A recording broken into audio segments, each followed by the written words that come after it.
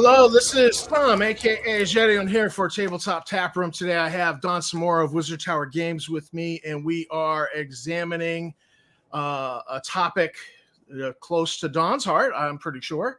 Happy Veterans Day, Don. Thanks. Appreciate it. Thanks for coming on the show. We planned this a few days ago, and we were going to do it on Wednesday, and then Tammy said, you should do it on Veterans Day. Knew there's a reason why I married her. Paramedic. So we're talking about what happens when a veteran is accused of not having served. Yep. And you had on, I believe it was Wednesday, you had like before 12 o'clock in the afternoon, you had 1, 2, 3. Monday. You know, it was Monday. It was Monday. Yeah. Jeez. Yeah, it was cleaned up by Wednesday. It was cleaned. Okay, it was cleaned up by Wednesday. We were planning the video on Wednesday.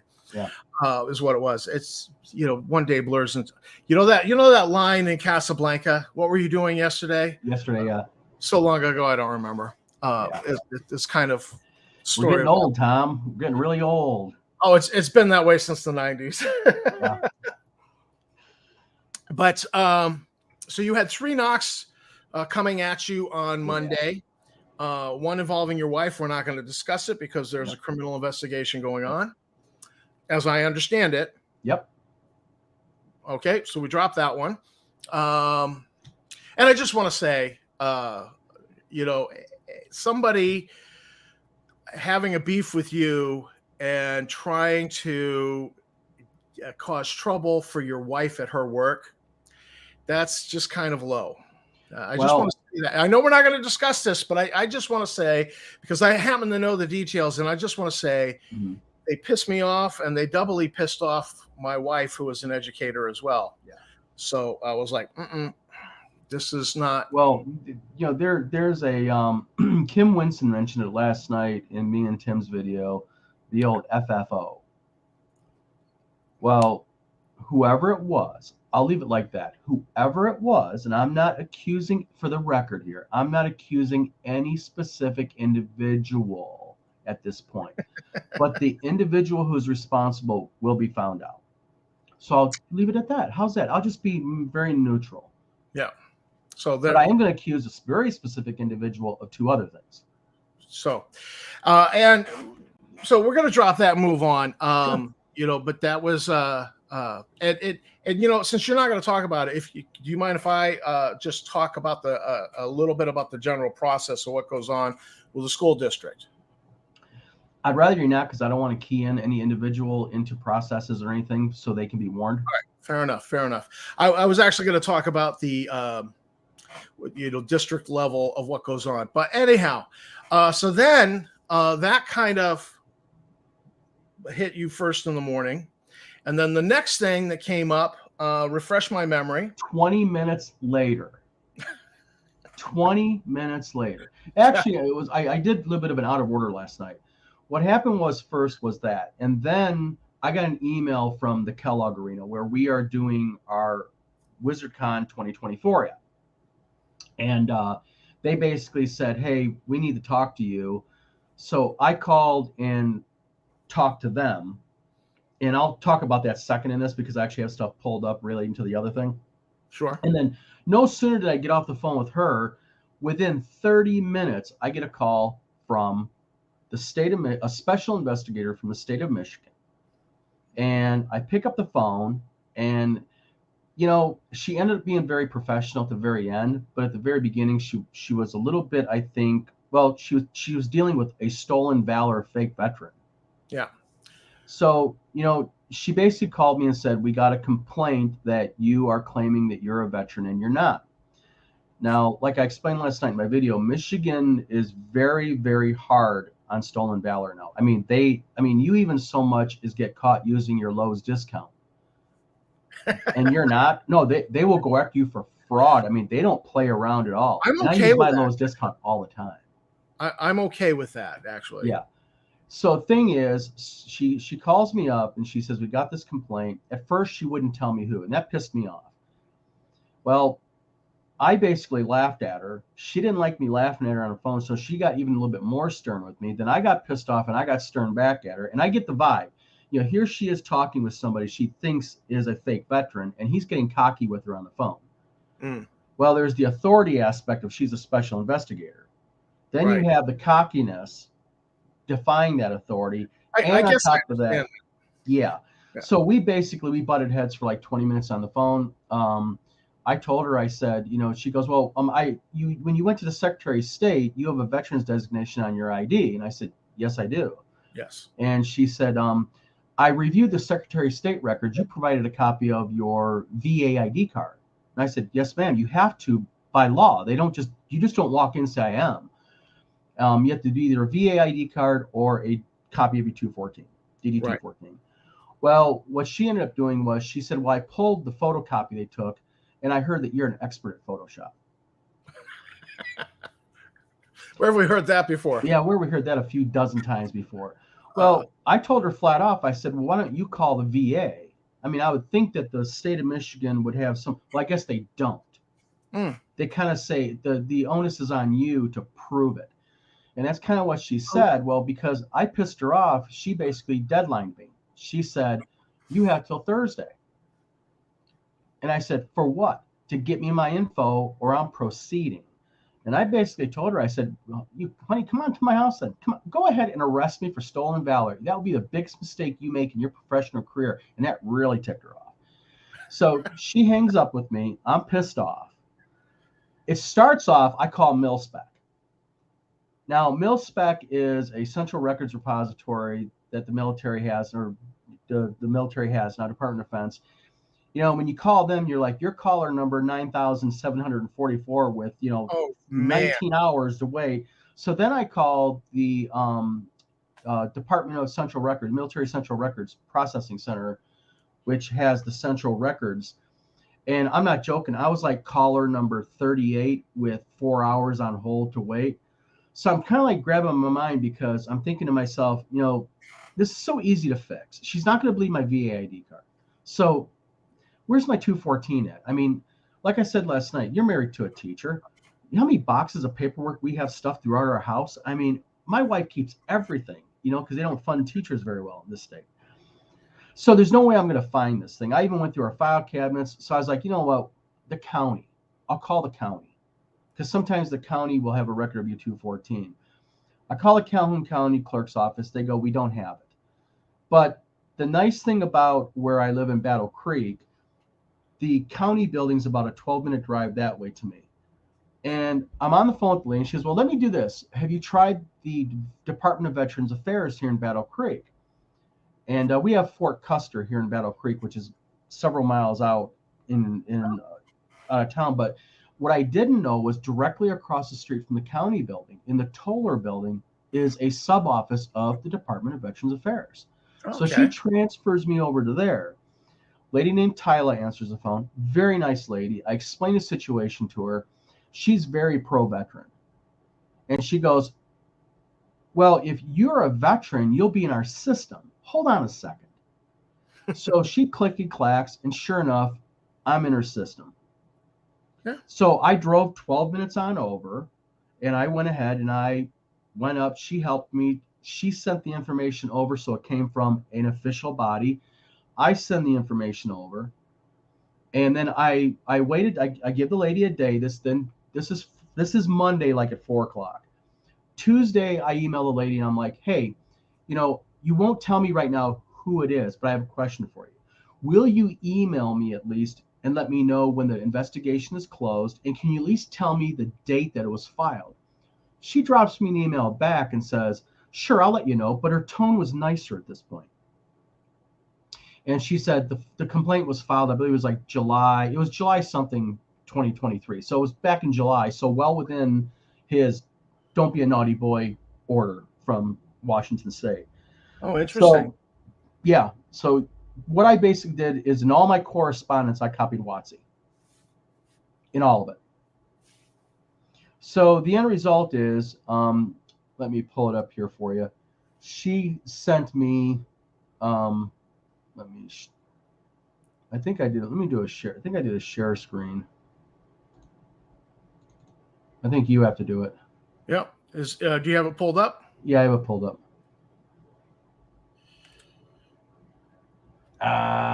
Let me stop sharing real quick, and then I'll share doing more. Let me share my screen right there. Hold on a minute. Yeah. So yeah, DD-214 is just a basic document that. It's in there. There we go. So she sends me this on Thursday. Basically, good afternoon, Mr. Samora. As you can see, the tone's very different. The investigation's been completed and now closed. When you renew your license this year, you need to take a copy of your 214 with you. The clerk will scan your 214 because I guess now they require a scanned copy of the actual 214 into the system so the appropriate documentation be made. I put a note on your account for the clerk to do that. But if you think of it, maybe mention to the clerk. That would be helpful. Thank you for all your cooperation and best wishes. And best wishes. So a very, very different tone. She vetted me out. Justin Lanasa is proven to be a liar again because this has been FOIA'd, by the way. And it is him. He's the one who filed the complaint. So basically what he did is just like when he did that image of the Stolen Valor website and he had my name entered in it. Remember that? Yep. He went ahead and he followed through with the state. And, Tim made a real good point last night. And I'm actually going to defend Justin Lanasa here in a minute, for a moment. What's sad about Justin Lanasa to me is this, is I have a buddy named Steve. And Steve spent a few years in the Army, and he was a cook. Okay? Wasn't special forces, wasn't nothing glamorous. He was a cook. But you know what Steve did? Steve still stepped up, and he served his country. Right. And Steve will say, I was just a cook. And I keep telling Steve, no, stop saying that to people. You were in the Army. You served your country. And it doesn't matter, I don't know why Justin has this need to tell people that, he was FBI and, he wears his Department of Homeland Security tactical patch on his, pocket of his coat and, and all these fantastical stories of Blackwater and Black Ops and all that. No matter what Justin did in the military, it's an honorable job. Why he needs to, number one, bullshit people over stuff that's so easily verifiable because I wasn't armor. Anybody who was in armor can talk to a guy who claims he was in an armor and will know in a minute whether he was. Roderick Wabel talks about this, and he's so correct in this that, when you're a veteran and you're talking to somebody who's not, within a minute or two of talking with them, you can use certain terms. You smell it. You can tell if they really were in it, and I don't know why he does this. But then to go and attack a guy who was a veteran and be a veteran yourself when you do it, that kind of adds a scumbaggery level to it, in my opinion. I just don't understand why he would do this.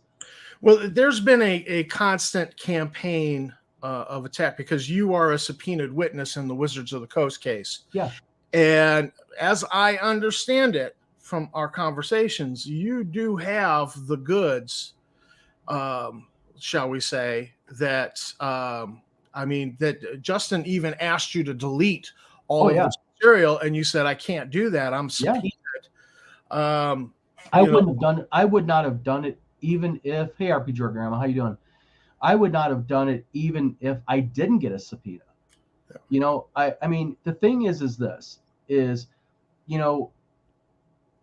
threatened to make our Discord chats public. Go ahead. I own everything that I said in there. I said, I'll admit it. And I've joked with you and Eric before. Back in September, October of 2021, I thought you guys were total pieces of shit, picking on poor Justin and TSR. Yeah. Because it was what was fed to me, and I didn't know you guys at the time. And, I thought Justin was this, God, he's a veteran. He's a combat veteran. He's a Fed, works, does federal work. Holy shit, this guy's really put together. He's working with Larry Elmore and, Ed Greenwood and all these names. And, growing up as a kid playing Dungeons and Dragons, you kind of have that fanboy effect. I hate to say it as a 55-year-old grown-ass man, but you get that fanboy effect going. And, he utilizes that against you. He's very, very, when he first meet you, and in Hovermail, if he ever gets on here and speaks truthfully, or anybody else will ever get on here and actually talk about Justin, who's known him, that's what he does when he first meets you. He wants to let you know about what's going on with TSR. And you're just like, growing up, Larry Elmore, holy shit. And Larry Elmore's working with him. Then he gets on the phone with you and goes, I talked to Larry. Larry looks at your work. Larry really likes your work. And like, whoa, really? No, Larry doesn't know Don from stink hole in the ground, and Larry never said that to Justin because Larry and Justin don't work together. But that's what he does. It's a manipulation. Like me and you talking. Let's say you say, you love pizza. Well, I'm gonna start really being my favorite food's pizza, or your favorite drink is whiskey. Suddenly, my favorite drink is whiskey. That's what he does. You have that connection. Hovermail did that with me. I never had a direct interaction with Lanassa. It was always with Hovermail, and he played the Larry Elmore card, and I was hearing one too many things, and I had a roommate in college that I learned from Dan. We were roommates in college, and then we were roommates when we're out of college, and just two bachelors in Dedham, Mass. And I learned from him that to listen very carefully to what he said. And so I developed this skill, and I kind of knew, because he would say something like, you'd be talking with him and he'd say, I hear you. And you would think that means he was agreeing with you, and it means nothing of the sort. He just means, I heard you. Yep. And so I learned to really pick up on those kinds of cues, those Danisms, and I was hearing some of the same things out of Michael Hovermail, and I was like, "Excuse me, Dan, where's Dan?" And that sparked my ear, and so then it was one too many of the BS about Larry Elmore. So I was already friends with Larry Elmore, and I just sent him a little message, "Hey, Mr. Elmore, da da da da da," and he was like, "I don't know anything about this." Well, the thing was, what was kind of funny was what busted Justin with me was we used to have a weekly 3-way video call on Discord. Thank you, RPG Grandma, by the way. And in our Friday 3-way, sometimes it'd be Saturday, but weekly we'd have a 3-way video call. And I am a voracious note taker. I mean, I'm a legal pad taker. And when I'm in a meeting with somebody and it's important, I take notes because I log everything.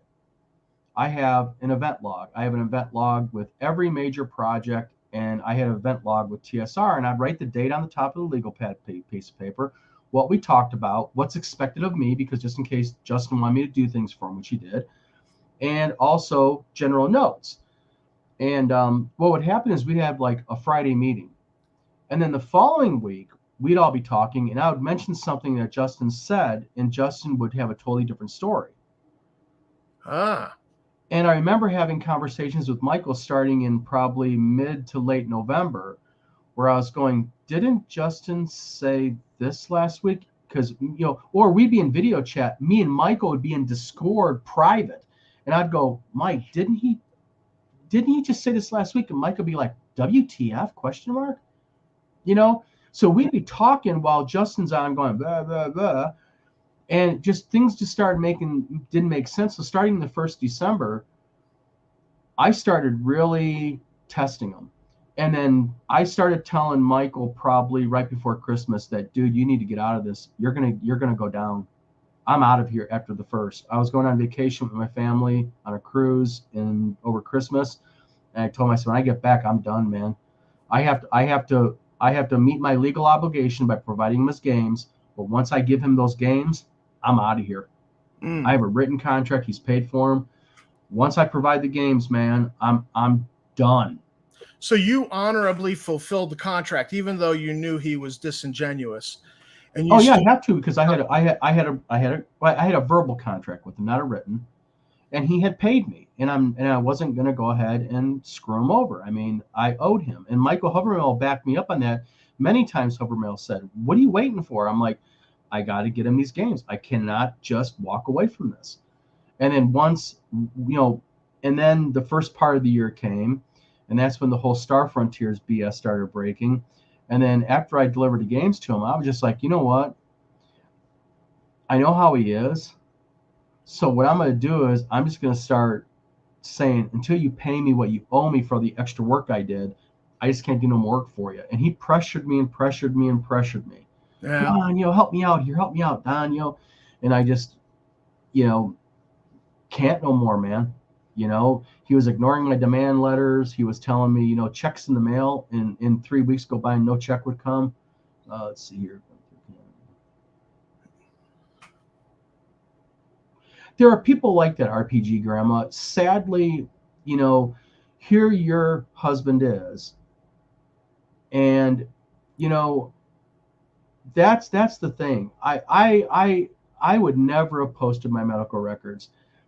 And the closest I'm coming to validating Lanasa's BS is what I did last night. Because, the thing with people like Lanasa, it doesn't matter how much you show them. I could have the commanding general or the Joint Chiefs of Staff come on YouTube and say Don was in the military, and Justin will call him a fucking liar. And that's the thing here. This is the problem with people like Lanasa and other people like him on the internet. It's never enough. Show me proof. You show proof. Oh, well, that's photoshopped. Like he did, Tom, he would make a post himself on his TSR page or Dungeon Hobby Shop page. You guys in the Star Frontiers group would screenshot it, and then he would take it down and accuse you, or his dad would accuse you of photoshopping it. I mean, yeah. It's just insane. I mean, well, before I was really truly against him, before I really, got lined up, because I'm interested in Star Frontiers, I was researching based off of what they're posting, all of their posting, everything Michael had said to me, and I put together a video, and I said the new Star Frontiers that TSR is working on is going to be a D20 game. That's important news to the Star Frontiers community because it's a D100 game. The fans for Star Frontiers are, I don't want to say they're fanatical, but they really love the game and they're really committed to the game. And if you change it radically from that D100 system that everybody knows and loves to D20, that's a problem because some of us, me, really hate it. I tried to convert to D20 when they kind of quasi included the Star Frontiers races in D20. And I tried, and I was like, I hate this rule set. I hate how this thing works. I hate character creation. I do not like this. I can't play it. And I dropped out of play-by-post games. So this was important news. And all I did was I took what they presented and I did a video say, based off of this, this is what's going to be in the rules. Based off of this. And I got so attacked by Justin and Michael and people, and they were like, you shouldn't be editorializing. That's your job. And not only that, but let's face it, one thing. It was back in either late September or early October 2021, Justin made those images of the Star Frontiers game books, Spiral Bound. I have the images, screenshots of it. In fact, I got the texts where he sent me photos of it. Yeah. And he admitted, he goes, oh, they're just empty pages. We're pre-selling them. And he had them on his website for a while for sale because I got the screen grabs of those. And then he took them down, then went to the cards, then took those down. And then he was trying to create interest in it. Yeah. And what's really interesting is it's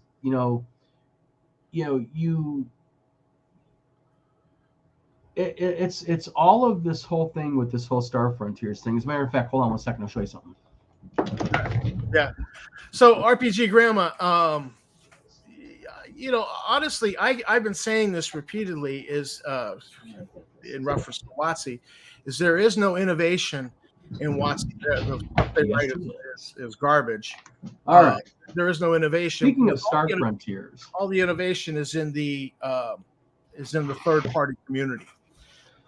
That's something I've said. So I'd be very interested off of this video to have a conversation with you about what innovation you're looking for, what innovation you think would be good. So let's get back to Dawn.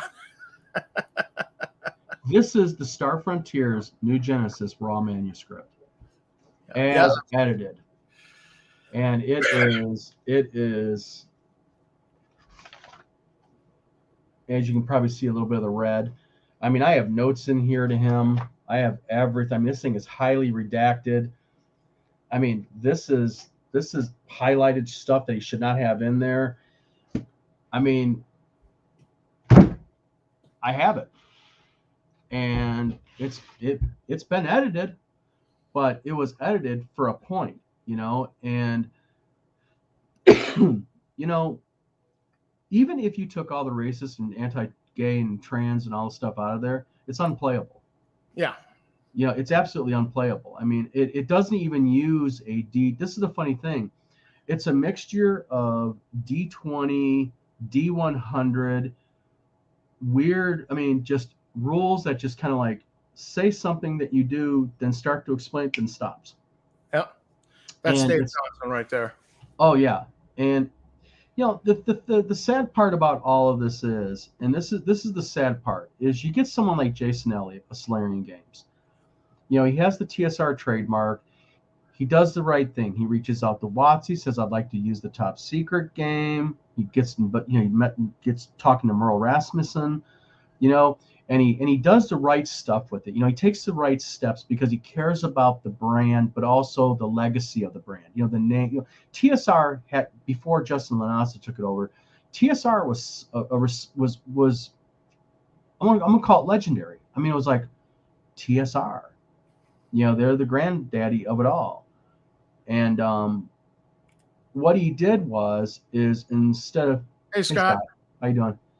Instead of sitting there and taking it and going, because we talked about this before, when he first started talking about the lawsuit back in as early as September of 2021, I was like, why are you going to go in and smack the sleeping dragon on the nose?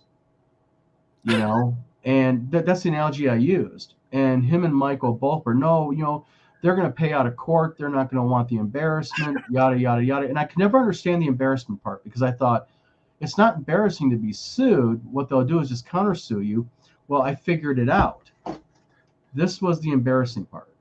This was, I believe, purpose. I'm just going to make it, because I'll say this in open court. Based on his input to me and him talking about Star Frontiers and the content of it with me, I believe that what he did was it was purposely designed to be leaked. So WotC would get it, go, oh shit, wait a minute, there's a Gygax attached to the company. And like he told me in text, they're going to pay me $100 million. He believed that. Not $1 million, not 10 million, 100 million. He legitimately believed that. He used to quote that price to me and Michael all the time in Discord. And that is the unreasonableness, and I'm being polite in the way I'm putting it, that really, really carries this guy. Because, I would not be making these videos right now with you at all, or anybody, if he wasn't attacking me personally. I'm done. I have to start standing up for myself. I can't depend upon other parties to wait for, someone maybe 3 months down the road to take some action against Justin Lanasa, because he's walking all over my character, and not only we got the VA thing, but let's start talking about the second bullshit he pulled on me, or third, excuse me, so basically I hate, like I told you before, I got that email from Kelly at the Kellogg Center.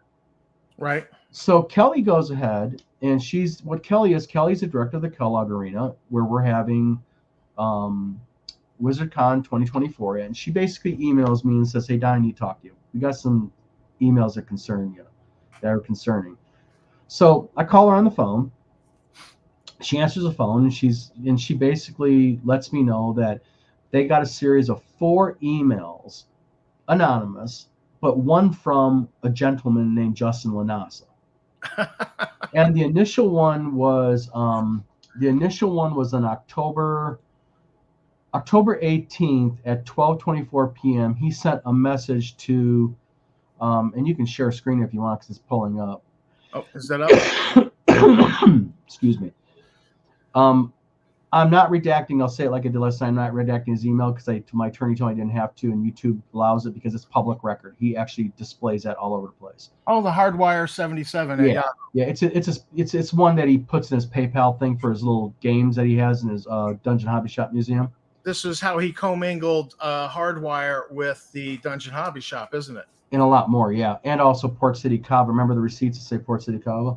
Yeah. But basically, he inquired on October 18th about whether or not there's going to be a Wizard Con. And she told me, she said basically she kind of at first ignored it. And then right after that, on October 19th, let me go back here real quick. October 18th at 12:24 in the afternoon. And then at 4:26 p.m. the next day, she begins getting these emails, these messages. And as you can see, it's typical Justin Lanasa, riddled with errors, grammatical errors, misspellings, using mail fence, Chewbacca and mail fence. He's being cute. And there was a total of 4 of them. Just to let Justin know if he's looking at this, it didn't work because, no, they're still allowing WizardCon. Well, don't you have to pay up front completely? Like he alleged that in these emails that they were not going to get their money from you. They're going to be holding the bag.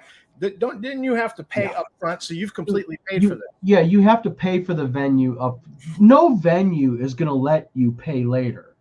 They these venues have people always wanting their spaces. So, when the space is available, you got to grab. In fact, I didn't want these dates. I actually wanted the weekend before.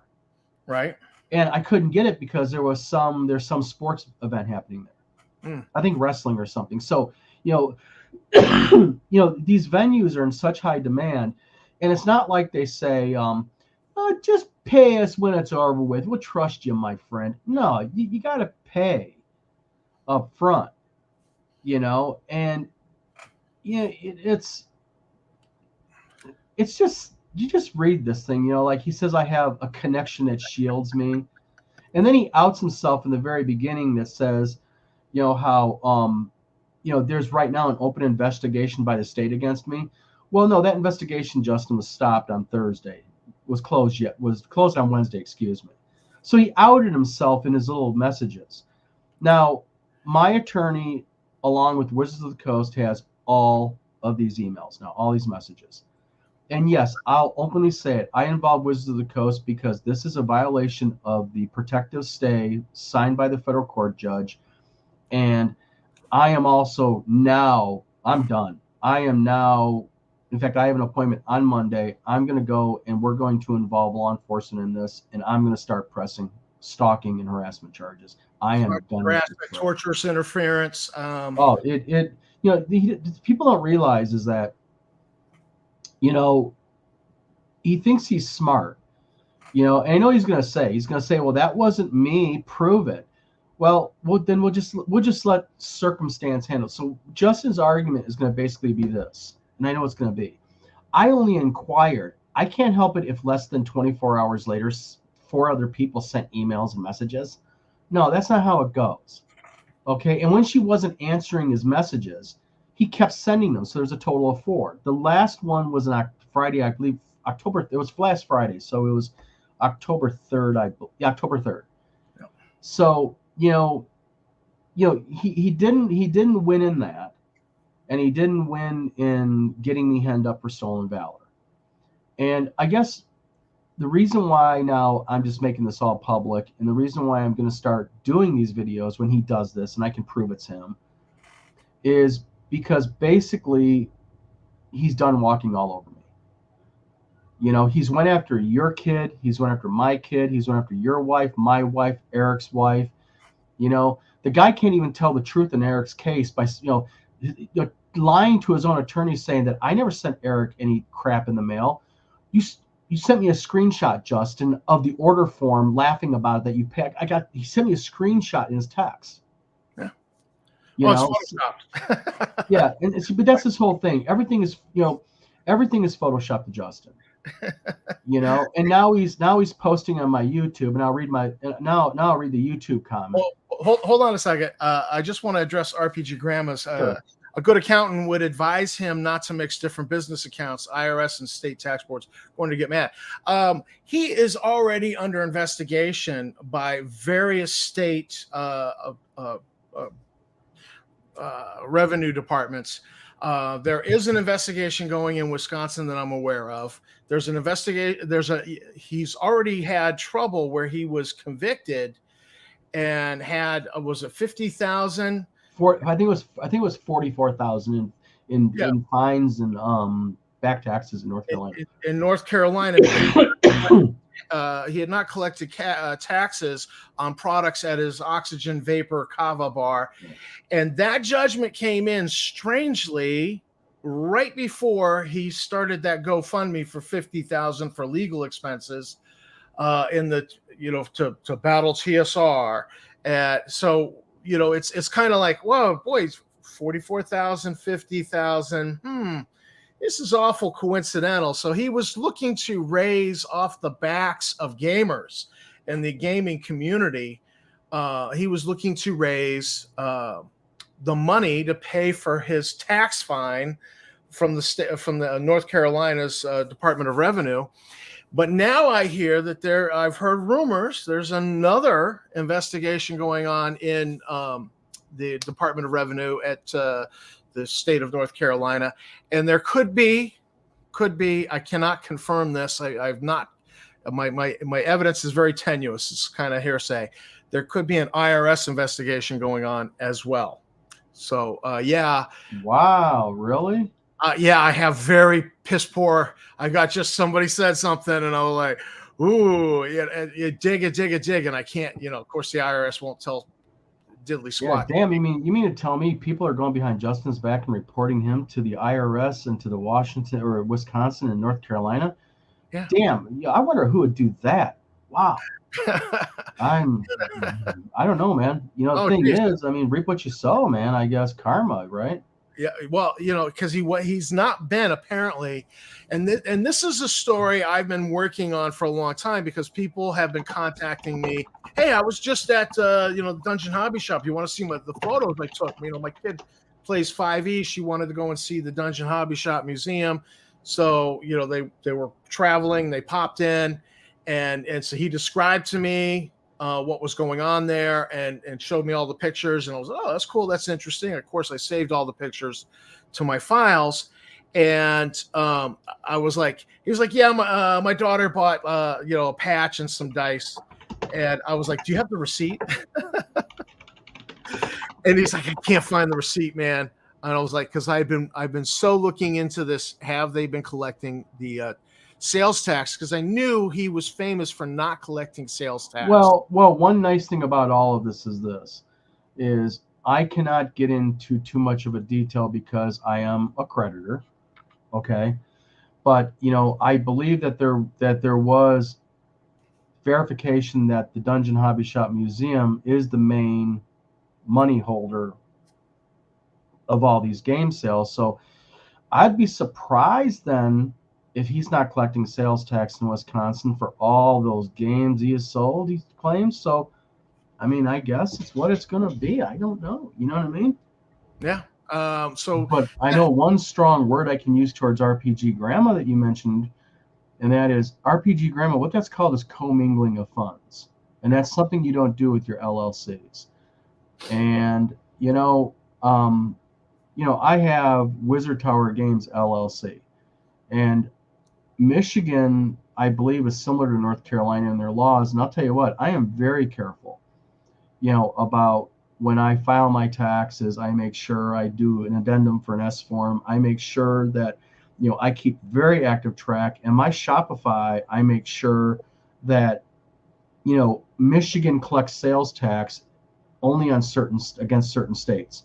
So those states are in my Shopify, and those states I collect 6%. And yes, I pay my 6% to the state through Shopify. They got a nice program there. So it's not hard. You can go through your shopping cart. They will collect it for you. You give them your sales tax ID number for your state, and they will retain that money for you and send it to the state every 3 months in your name. It's a no-brainer. Same thing with PayPal. PayPal sends you every year a statement, and it says, this is how much money you've made. Okay. And then what you have to do is, you have to pay the feds, you got to pay the man, but then you also have to pay 6% of those sales to the state of Michigan. Do you like writing that check every year? Hell no. But do you want to do it? Hell yes, you better. Yeah. You just can't use these, and you just can't commingle accounts. I mean, you have to have written, even if I had 2 LLCs, and one LLC I was taking payments from for Wizard Tower Games, I would have to have a notarized, not an agreement, a notarized agreement. Oh, did you freeze? You look like you froze. Now you're moving. There we go. You froze. Oh, you froze too. So I guess it was kind of weird with both of us. You were saying you have to have a notarized. Yeah, you have to have a notarized agreement. Hey, Jim, how you doing? And you have to do your business in the proper way. And there are a lot of people who use their LLCs, unfortunately, as just personal piggy banks, and they get away with it for a while. But sooner or later, like my brother. Give you an example. My brother built garages for a modular home company, and they always paid him in his name a check. Well, what they didn't know is they were reporting his income to the feds. Well, he wasn't reporting his income. He ended up, like, after 3 years, got like $100,000 fine, and it took him like 9 years to pay it off. They went after him. They don't play around. Yeah. And Costello learned that. Learned that famously. Yeah, and him attacking me like he's done. I mean, going after me with the state of Michigan, and then going after me at the Calgary and trying to get my event canceled.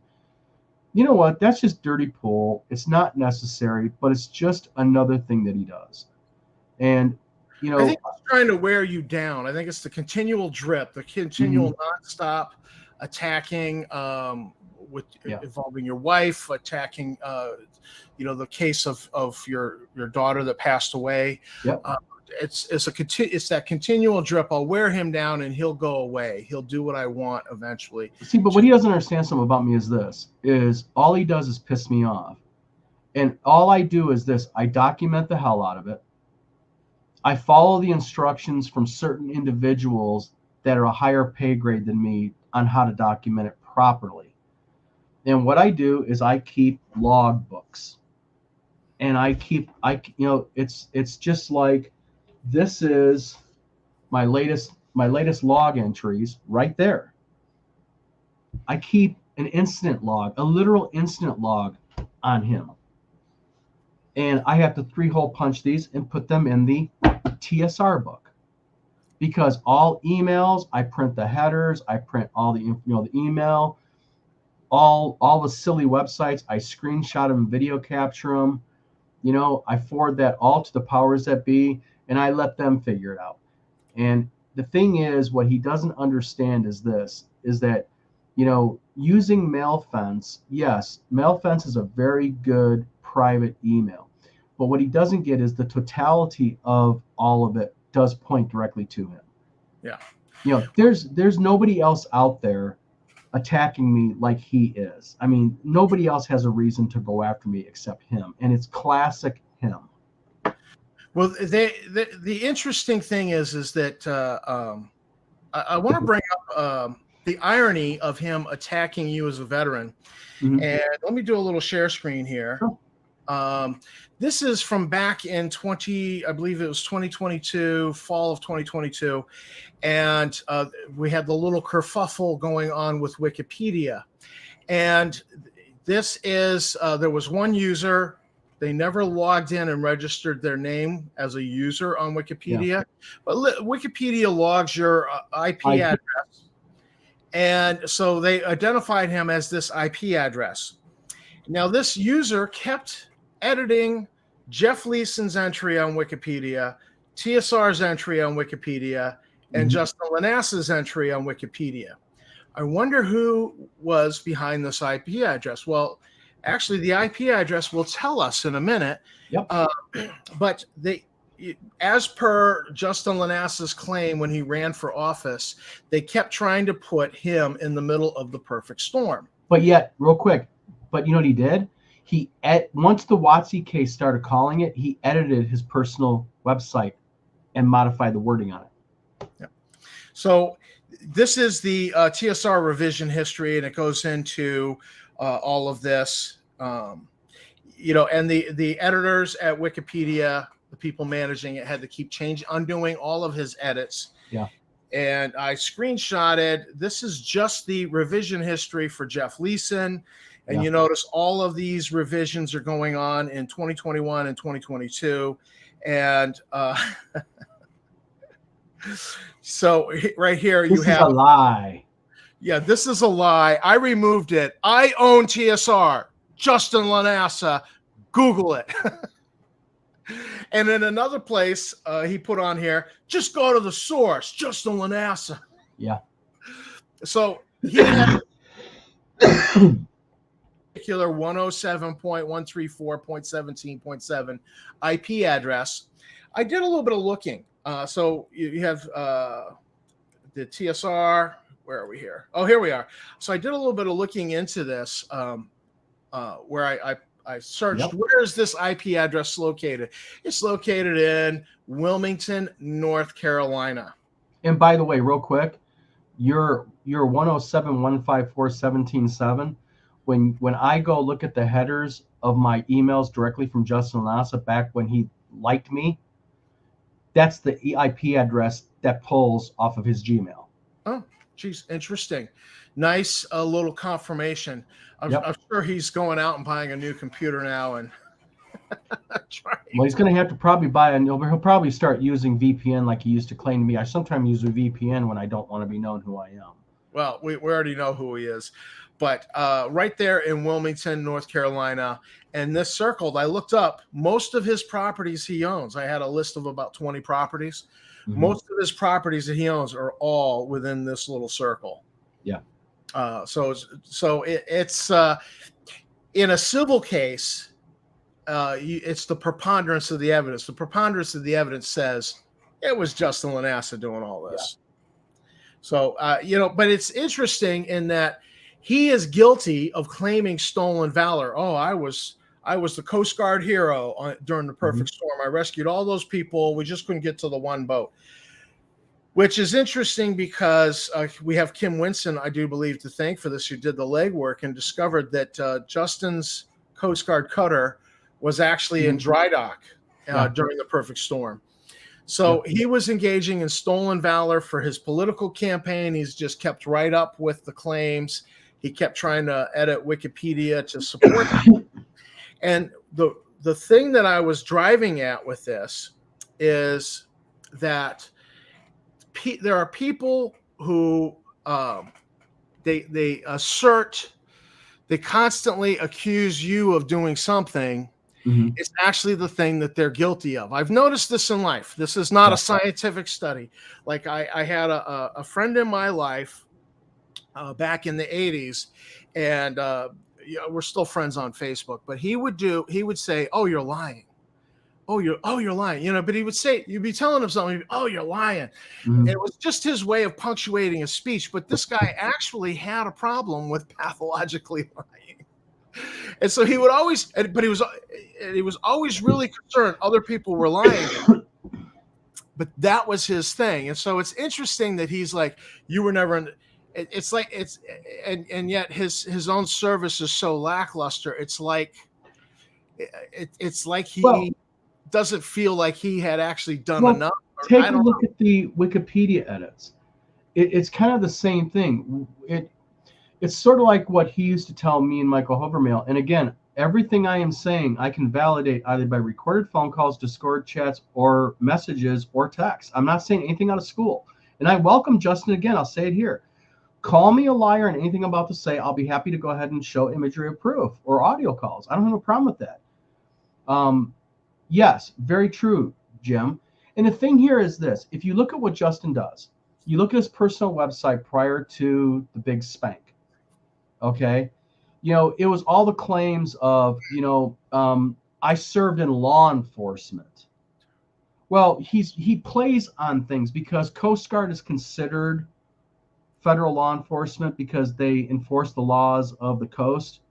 You know, even though he was a swabby on deck, a boatswain's mate, you know, he was in federal law enforcement. He doesn't say I was in the Coast Guard and I was a boatswain's mate. He was in federal law enforcement. You know what I mean? It's the Right. play. Then he does things like Blackwater, you know, because he's too stupid to go research and find out it's not called Blackwater really. That's the nickname for it. You know, and he showed the ID card. I'll give him that. And then, you know, it's other things he used to say in person and on his website. You know, like I am trained in several weapons. I'm a weapons expert. I have a Class 3 license. A Class 3 license is you can purchase automatic weapons. Now, just saying, according to my attorney who checked into it, he definitively never has had a Class 3 weapons license. That's bona fide. And I believe Eric Tenkar vetted that out too. So the thing is, and it's just like the whole thing with, you know, he's not a convicted criminal. Okay. All I'm saying is this, is when you call the Wilmington courthouse and the surrounding counties, he has court records on file. Now, I'm not going to call him a convicted criminal, okay? But he has pled guilty or no contest to certain things. I'll leave it to other people to check. Well, I would his a certified copy of his criminal conviction has been entered in the Tenkar libel case, so it's now public record. Oh, so it is public record now. It is public record now. Okay. So I would go on. Well, then he was convicted of a crime. He's a convicted criminal, and his pushing that case, you know, he pushed the Watsy case, and it's now they're looking to stick him with the bill for $1 million in legal fees. God, man, can you imagine? Plus punitive damages, and now he's pushed this libel case with Eric Tenkar that Eric libeled me by calling me a criminal. You are a criminal. You are a criminal. It's now public record. And so anybody, and apparently he's very sensitive. You can't call him a criminal. Anybody can go on, like me. Also very sensitive. Can go online and do a video and say, Justin Lanassa is a convicted criminal. It's true. Your defense against libel is the truth. It's true. It's public record. I can point to it right there. Sue me all you want. You're going to lose. Well, and that's the whole thing. I made a comment about my threat about my data dump last night. I'm serious because, you know, what he's doing is, and this is what he's doing. He tried it publicly, and it backfired on him. And so now he goes like I'll tell you right now, he never anticipated Kelly from the Kellogg Arena would go ahead and send me his emails. He never anticipated. He thought he was going to go behind my back. She was going to go, oh shit, Mr. S'more, we have to cancel the WizardCon due to unforeseen circumstances. That's what he was counting on. Yeah. You know, he was counting on going to the state and getting me hemmed up like he tried with the local police department, you know. And what he doesn't realize is, and I don't understand why he doesn't get this yet, I don't throw nothing away. I preserve everything. I've been asked by Wizards of the Coast not to delete anything, and thank God, way back in the fall or late fall of 2021, I just started seeing things, and I was just like, thank God I have the wife I do. She's a gem, because Tina would go, make sure, Don, something's not. I'd be talking to her, and she'd be like, that doesn't sound right, Don. And I'd be like, what do you mean? She'd like, go back and read what you just told me. You know, something's not right here with him. My wife did not like him from like October on. And the thing is, you know, yeah, exactly. And that's what he does. If you defy him, he flips out. That's why he went against, you know, he attacked Tim Kask, he attacked Luke, he attacked you, me, Eric, you know, our wives. You know, he lashes out, you know, because, you know, he's like the little boy in the woods all by himself screaming and wondering why nobody will come running, you know. And so he depends on going behind people's backs. Yeah. I will promise you, and I'm just going to make a very, very bold statement here. I will guarantee you that during GaryCon, if we ever went to a pizza parlor, and if you go to GaryCon, I'll take you and Eric out and your wives out for beer and pizza. I can guarantee you, even if he sat down at the table next to us, he wouldn't even glance our way, let alone stand up to me and walk up to me and make a comment about my daughter or wife. I promise you he wouldn't do that. Yeah. You know? And the thing is that's what he does. He relies upon going behind people's backs. Well, I would look his way, and Tammy might have to restrain me a little bit, because you I would trust me. probably get You that guys thing. would probably want to restrain me, because I tell you what, that man with me now. Excuse me, Don. You can't have him first. Yeah. Step back. And the thing is, what's really a shame here is this: is, the man really had a nice little life. He was moderately successful in real estate, has a wife, has a beautiful little girl. Oh, she's cute as a button. Yeah, she's cute as a button. Mimi. I mean, she used to go, "Hi, Don," be on speakerphone, and I even sent her my children's books I wrote, trying to be nice. She's a darling. But the thing is, he has this wonderful little life, and you look at all the money he's dumped into learn attorneys on these superfluous lawsuits. And I don't believe for a minute that he borrowed money for TSR. I think he was borrowing money from his LLCs for the lawsuits to pay attorneys. Yeah. And all this money dumped. You look at all this cash and just think of it like this. Well, let's play a what if. What if Justin would have took all that money that he dumped into lawsuits and attacking others, and instead was just decent from the very start, and took that money and invested it in editors and artists and equipment to purchase and make games? Can you imagine? TSR actually might have been something by now. Yeah. And people like yourself, like myself, would have been, like, geez, this is fantastic. Look at this. This is great. I was that way in the beginning. I remember in the very beginning, Justin wanted me to sign all of my game IP over to TSR for a licensing fee, and become his full-time game producer and designer. And I was like, well, I really don't feel comfortable about that. And that's when we talked about buying Dungeon Crawl. I was like, well, I'll sell you Dungeon Crawl, but after that, he was really pushing me heavy. He wanted to, he wanted control of all my IP that I had in development, and he wanted me to become his full-time game designer and game producer. And, I'm thinking to myself, wait a minute here. I bought the equipment. He's not, because I even broached him one time in early October when he talked to me about it. I was like, well, are you at least going to go ahead then and reimburse me? I can show you what I paid for it. You can reimburse me for half the cost of my equipment, because it'll be you, And then I remember him sending me over an agreement, and basically in the agreement there was a paragraph that said all of my manufacturing equipment upon signature becomes the property of TSR Hobbies. And I was like, fuck no.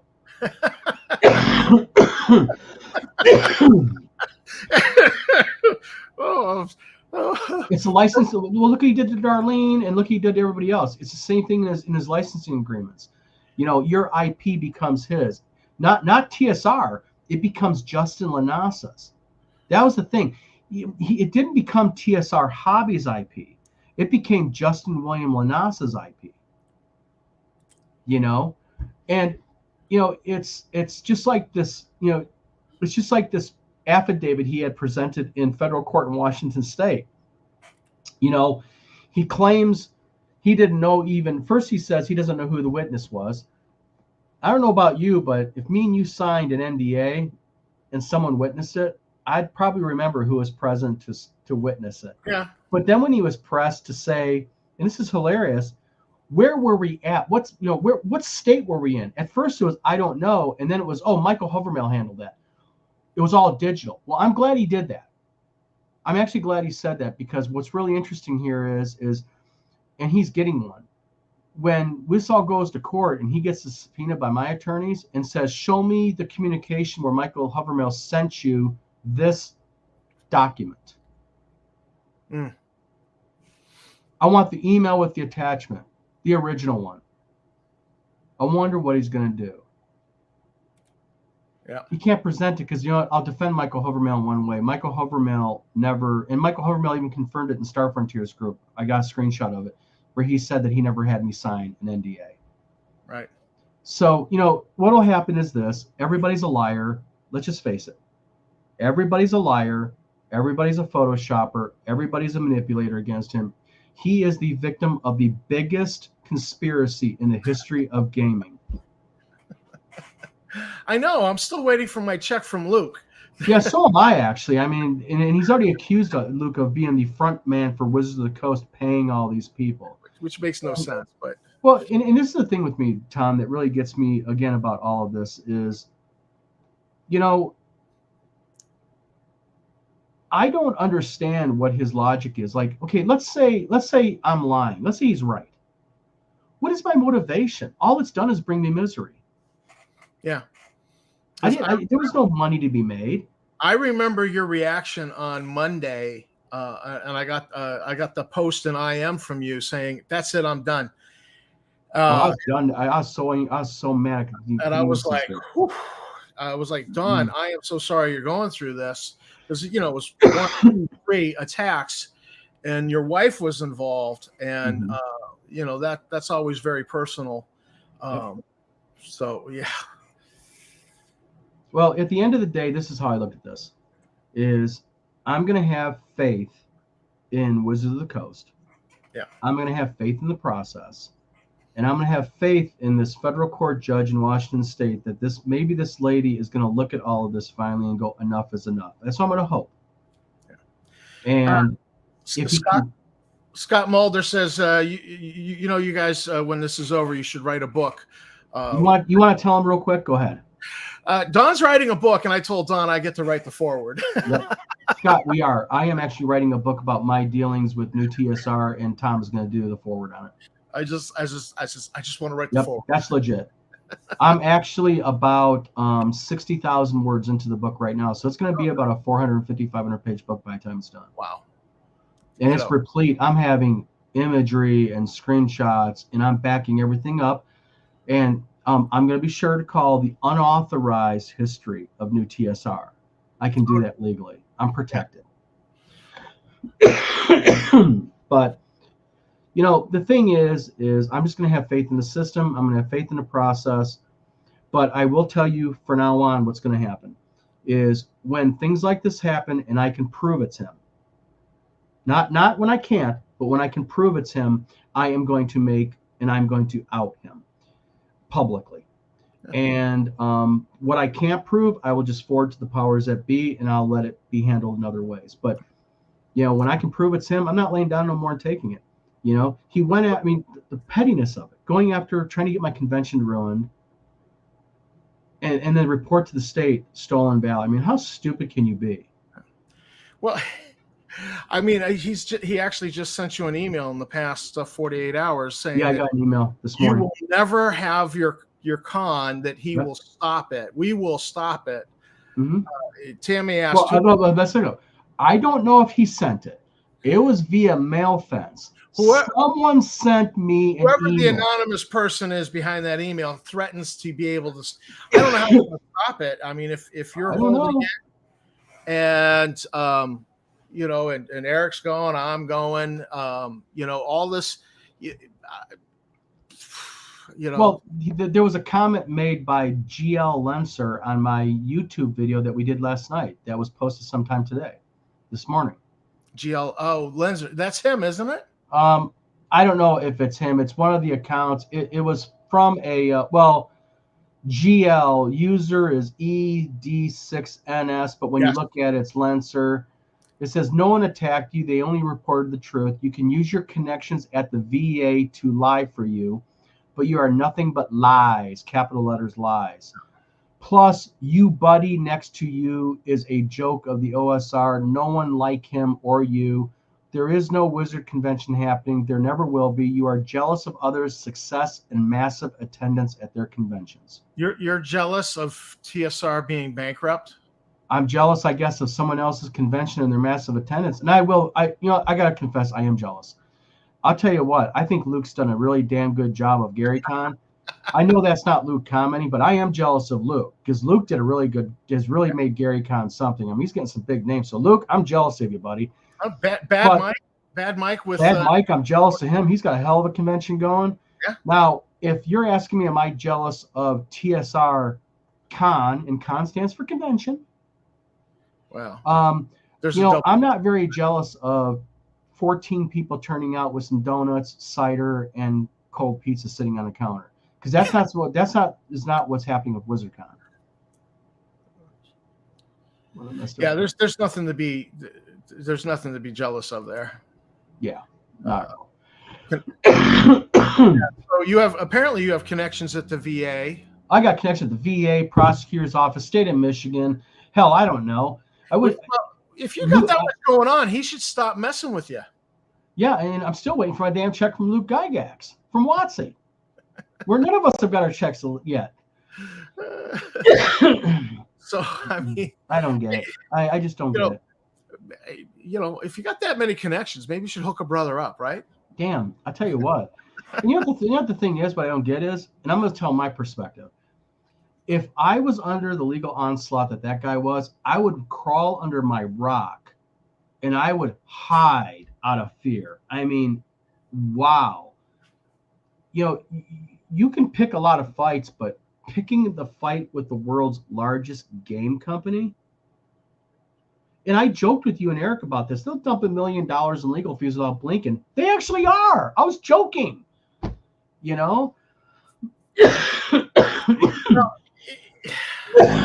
Excuse me. Excuse you. I think he's getting desperate. Oh, yeah. Whoever the anonymous person is, I think they're getting just as desperate as Justin's getting desperate.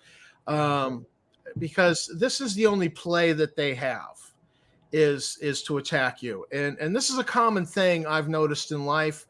If you can't attack the message, you have a message, you've been subpoenaed to give that message in court.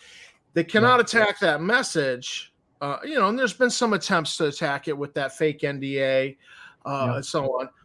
Well, they used the NDA. They were trying to get that NDA in to try to use an argument that I can't testify against them. Yeah. But, if you can't attack the message, you attack the messenger. Yeah. And, somebody's relaying something and then, somebody doesn't like what they have to say. They're like, you're just an asshole. Yeah. What does that got to do with anything? Mm-hmm. If I'm from Boston, then yeah, sure, I'm an asshole.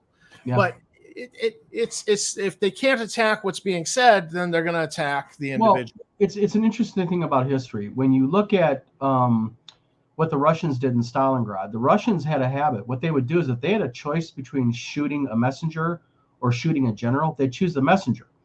And they did that because the idea is if you kill the messenger, you kill the message. And that's kind of what him and his cronies are trying to do to me is they're trying to intimidate me to the point where I'm going to go, it ain't worth it no more, man. I'm shutting my mouth. I ain't cooperating. F you. I don't remember nothing. That's what they want me to do. And there is a point, because I think you and I are very much alike, that after a certain line is crossed, it's I'll see you in hell before I quit. Yep. Now it's personal. Yeah. It was unfortunate business before. You know what? It's just business. You owe me money. I'm not, notice I never bitched about him publicly because it was personal. It was me and him, business, man to man.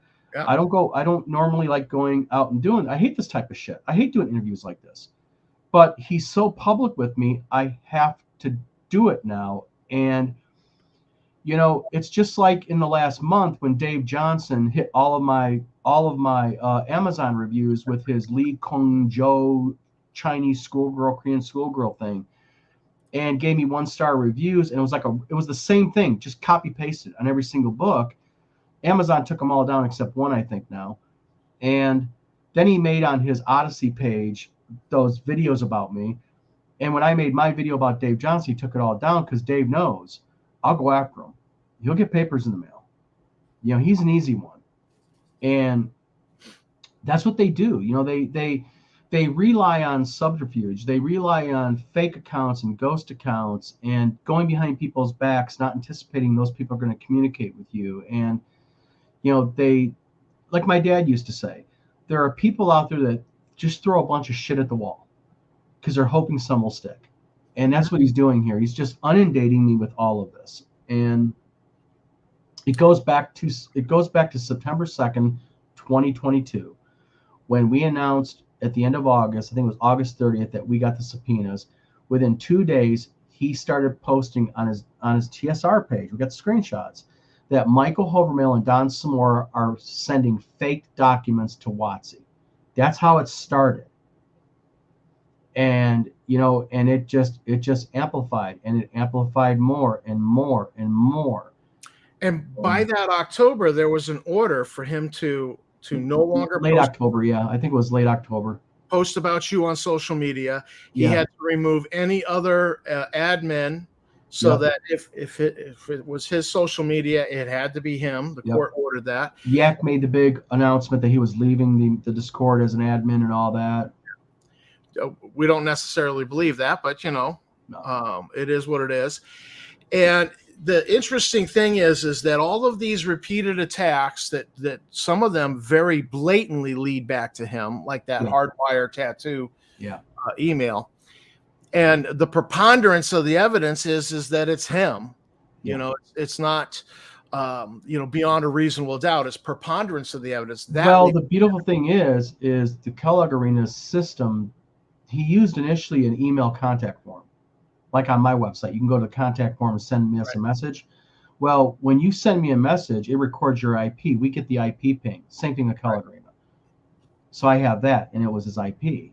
So he can't claim someone else like you or Eric, or I sent it myself in some attempt, all this other BS that he does. Yeah. Well, all of this stuff is going to add up. And I think the minute that WotC's hands are unshackled in that stay that was put in the bankruptcy case, I think we're probably going to see something concerning contempt involving him. They can't let this go on, that they have a witness that's being intimidated and screwed with. So I think that sooner or later, this will result in contempt charges, maybe even criminal contempt charges. That would be nice. And then that gets into a whole realm of hurt for him that is just not going to even bear thinking on. It's sort of like the little thug. You get the thug who does purse snatching. For a long time, he pushes old ladies down and grabs their purses. Sooner or later, he's going to push an old lady down and she's going to hit her head and die. And then he's going to have a real serious thing. And that's kind of the same analogy with this. What he's doing is he's getting away with it just constantly. And it emboldens him. And sooner or later, he oversteps. And he's going to go too far. And at that point, he's going to go, woe is me. I'm a victim. I'm being picked on. No, what you're doing is you are benefiting from what you're reaping what you sow. Gary Vaynerchuk, who is a guy that I really like how motivating he is, he has a saying, when you deal with other people, you go ahead and you reap what you sow.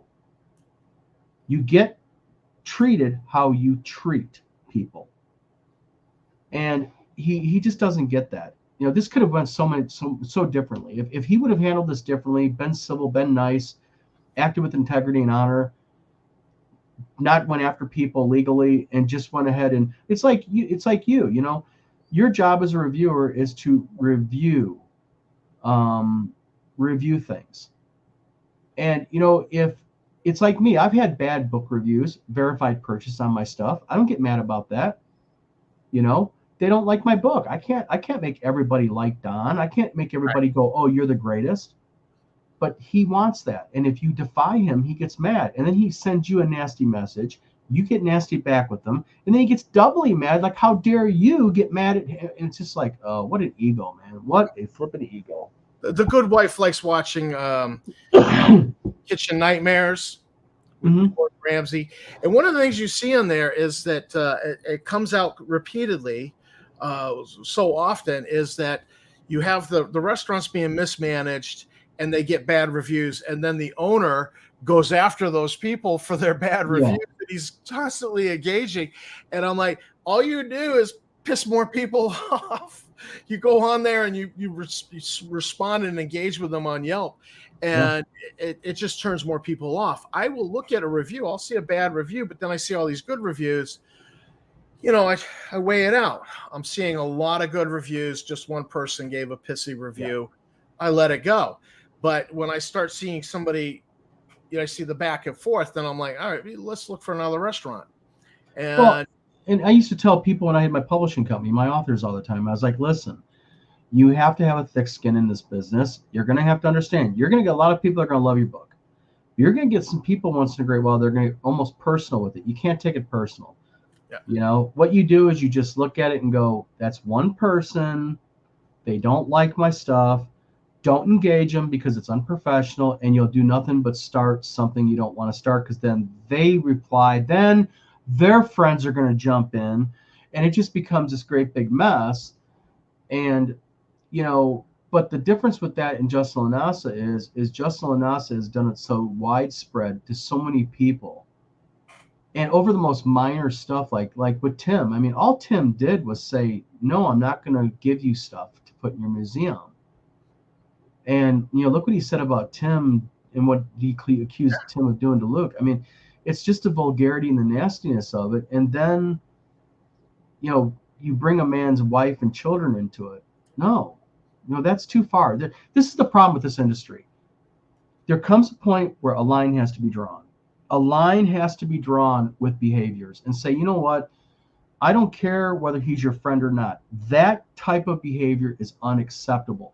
And for his friends and family to not step up and say, whoa, you're wrong. Don't, go after him, fine. But, come on, man. Don't do that to his kid or his wife, these wives. That tells you the character of the people he surrounds himself with. yeah. And that's a shame of it. Well, there's a lot of that in this world where it's don't you what was the family of the marathon bombers in Boston? They're like, they're good boys. Yeah. No, they're not.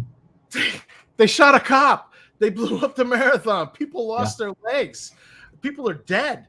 This is terrible. They're not good boys. Say they're good boys. Somebody commits he's a good boy. He's a very good boy. No, he's not. Yeah. And this type of blind thinking and your kid was in a fight at school and he broke another kid's finger. And how dare you criticize my kid? Look, he did bad stuff. You need to come down on him for it. Mm-hmm. That's just this is somebody who's never really been reined in. No. We know for a fact that he didn't grow up with a father in his life, and I think my guess is his mother most likely doted on him, and he's not used to being told no, he's not used to being told stop, and he runs businesses where he's the be all end all authority. I mean, tattoo parlors, cash business. You piss him off, get out of my tattoo parlor. You're done here. Yeah. And to me, you can look at his history, and there's one other thing with his history is, to make two women have to wrestle in a tub of grits. I mean, for a promotion, that right there is, I mean, I'm sorry. I mean, when I had Two Moon Press, I had 9 women working for me, 9. And I would never have ever have thought to ever even joke like that with them. And I remember, as a matter of fact, a true story. I remember, one of my employees, she was kind of a real rambunctious, bold. She was married, not bad that way, but just real blunt, and liked to joke in ways that kind of were not appropriate. And it was my birthday, and all these women come in my office, and they present me with this birthday cake. I opened it up, and it was a set of boobies birthday cake. I about had a freaking stroke, man, because all I thought of was lawsuit, holy cow, and I had to tell them, thank you for the cake and everything. They all thought it was a joke. I had to kind of say, hey, guys, we can't do that here, Yeah. Let alone saying, oh, you want a promotion, Abby? Guess what? You're going to have to wrestle in grits with Kate. I mean, come on. Yeah. Well, I think any father who has daughters probably looked at that and was immediately. Oh, I tell you, I'm not joking. They had that in that box. I remember it. I opened up that box. I knew it was a birthday cake, because you could tell. I thought, oh, how nice. Open that box. I saw that, man, and I'm not joking. I panicked. I was just like, Yeah. Well, I mean, My What do wife you would do? have flipped the lid. Yeah. But no, I'm just the grits thing, and it's amazing when you go back into the record of his response to reporters concerning his opponent in that campaign, finding that grits video and then doing a commercial with clips from the grits video. Yeah. And he just was like, that's my private. You posted it publicly on YouTube. You can't call it your private copyrighted Yeah, material. and How before he dare did use that, there's screenshots out there where he's in the comments in his YouTube video for Hardwire Tattoo, laughing about it because a bunch of his buddies thought it was funny too. it. Yeah, well, yeah, So the thing is again, you go back to his past. What happened?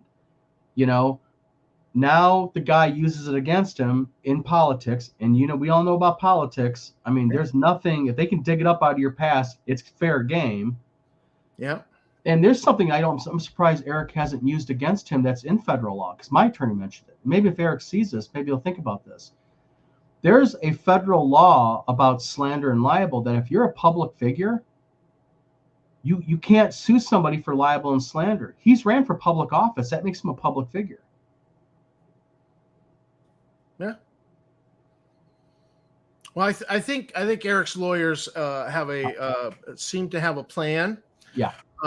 They never did a counterclaim on him, and that actually positioned them to take advantage of certain things in the law. Because I remember sitting there going, "Why haven't his lawyers done a counterclaim?" Yeah. Eric's still just the defendant. There's no counterclaim.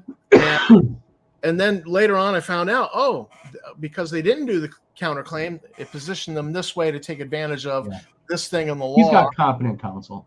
So yeah, as opposed to incompetent counsel on the other side. But so I think that these guys know what they're doing, and I'm sure Eric's getting his money's worth on that, because. So it'll be interesting to continue following this case,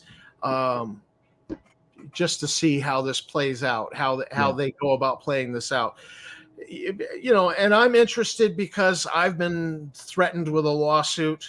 You'll be sued, SUD. Oh, so have I. I mean, he tells people I'm next. So I'm interested in following what they do and how they do it, just to know. I did do some checking here in the state of Maine, and found out that if he sues me and he loses, which he's losing at everything, so streak, I could get triple money. And I'm like, yes, love that. So I'm like, yeah, bring it. Bring the suit anytime you want. And so that's because and at this point, like, what's he going to sue me for? Calling him a criminal? Well, the thing is there's something that Justin, he doesn't get. It's just like what in Eric's case.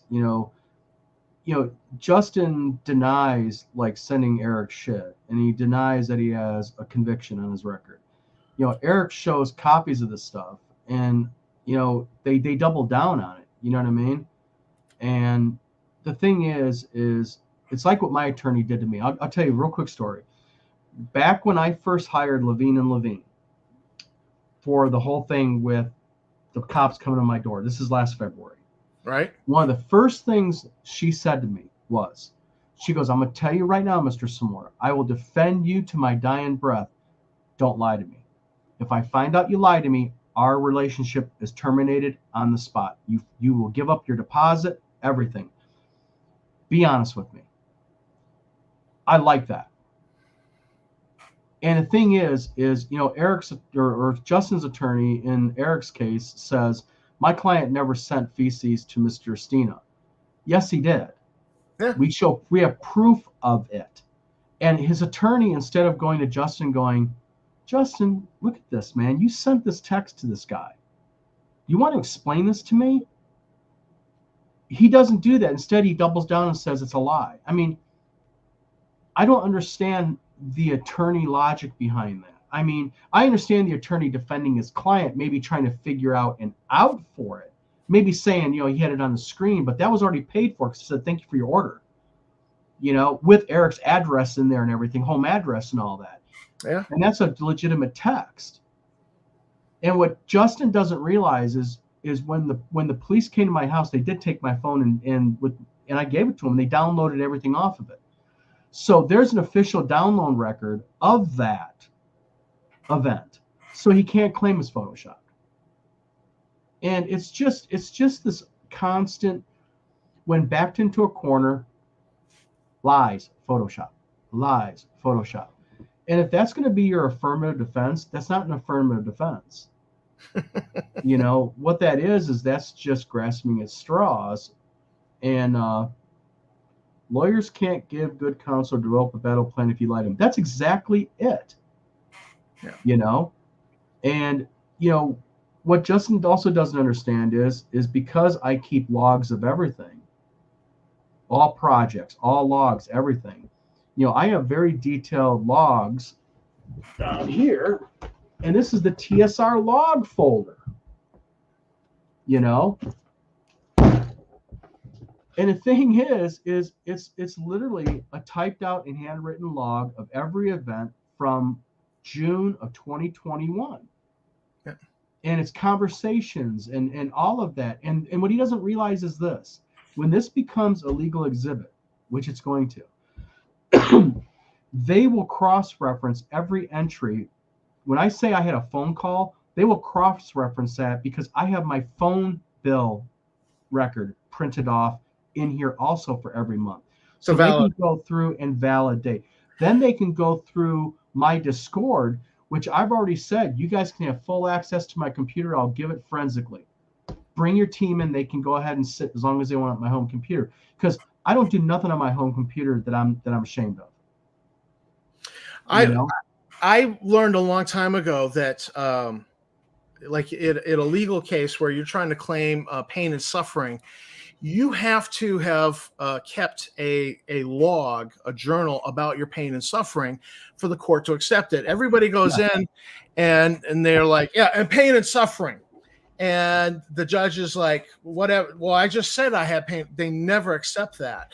And so my father was T-boned in an accident. I says, Dad, start a journal and start recording everything concerning your pain and suffering, or you're never going to be able to claim it. And, because the judge will then look at that kind of log I keep. But they won't accept you just going, yeah, I had pain and suffering. They never accept that. But if you journal it, they will. And even in Dad's case, the lawyer for the why did you write this journal? Well, my father was like, well, I was seeing a chiropractor 3 times a week. And so I was writing down what the pain was, what I was going through, so the chiropractor could then better take care of me. So even in Dad's case, where he got one of the largest settlements in the state of Maine, personal injury settlements to that point, it was in part because he journaled and logged and wrote down every appointment he had to go to. He wrote down the pain he was experiencing that day. And then the court accepted that as evidence. They didn't accept him just saying, I had pain and suffering. Well, the reason why I keep a log was back when I had my publishing company, me and my friend Steve actually developed our own computer program called Author Tracker Pro. And it was the central depositor of info for all of me and all my staff. And what we would do is we would have, there'd be a record for each author, how many books they did. And whenever something was done, so much as I called and talked to author X and sent them their edit, like, Megan would go in and she would make a note in the ATP, Author Tracker Pro, and say, talk to the author today. This is what I sent them.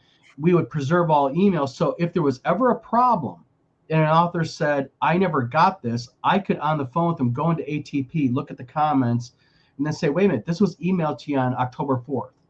Right. So I got in a habit of logging, and then afterwards, because ATP back in 2008, 9, 10, 11, 12, and 13, I mean, that stuff is old stuff. It's unusable on phones and everything now. Now I just log.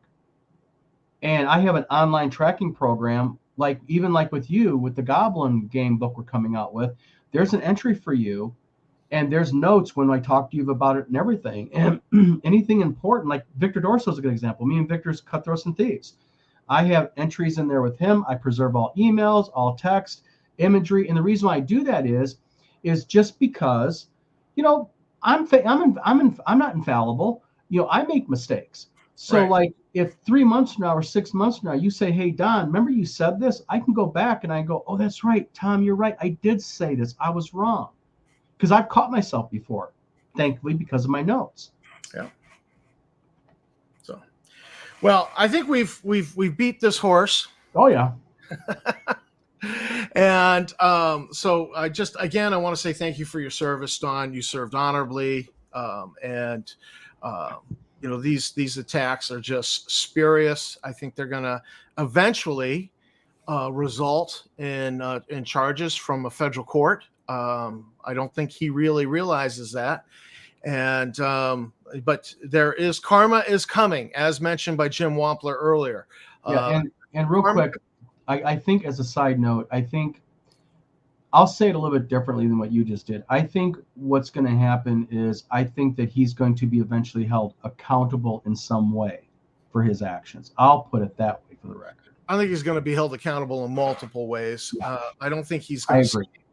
There's just It's too much. He's lied in the bankruptcy, and it's so obvious that that's a fraudulent bankruptcy. I don't know. He's pulled this stuff that should and could result in civil and criminal charges. I hope you eventually do sue him civilly, because you deserve some payback. And don't comment. But I think the Watsy case will result in some charges because he's violated the court order. So at some point they have to take notice, and the judge has to take notice and say, enough's enough, too much.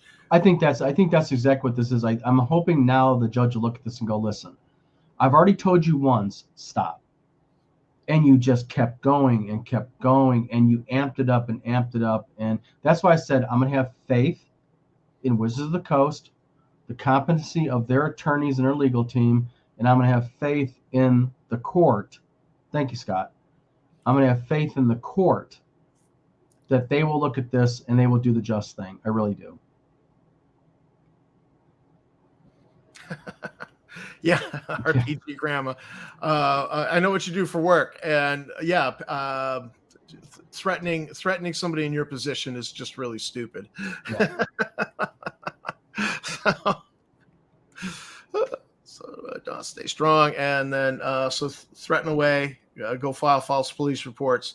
Be interesting showing the investigators the film. Yeah. Justice will happen. So karma. Sometimes karma's fast, sometimes she's slow, and in this particular case, karma is going to be slow to catch up with him. But when she catches up, the bite she's going to take out of him is going to be huge. Yeah. And I don't think he realizes that. I think his arrogance and his hubris have kept him from realizing that. Yeah, hubris is a really good word for it. I think that's exactly what it is. It's just, and it's arrogance. I mean, just untouchable. Things like chess, the master of his fate. So yes, I think the people who are going to really suffer are his wife and kid.